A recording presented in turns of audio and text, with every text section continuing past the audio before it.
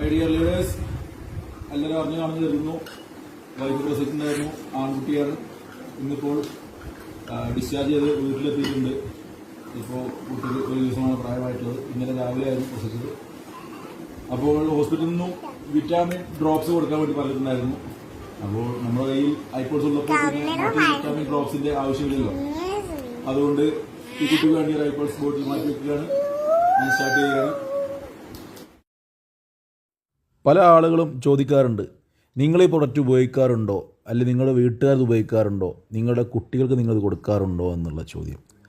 ആ ചോദ്യത്തിലുള്ളൊരു മറുപടിയാണ് നിങ്ങൾക്ക് ഈ വീഡിയോയിൽ കാണാൻ സാധിക്കുന്നത്. അങ്ങനത്തെ ആർക്കെങ്കിലും ഒരു പേടിയുള്ള ആളുകളുണ്ടെങ്കിൽ, ഇത് വെറും ഒരു ബിസിനസ്സായി മാത്രം കണ്ട് ഈ പ്രൊഡക്റ്റിൽ വിശ്വാസമില്ലാതെ ആരെങ്കിലും പറ്റിച്ചിട്ട് എങ്ങനെയെങ്കിലും വരുമാനം ഉണ്ടാക്കാൻ കയറുന്ന ആരെങ്കിലും ഈ ടീമിൽ ഉണ്ടെങ്കിൽ അവർക്കിത് കാണാം.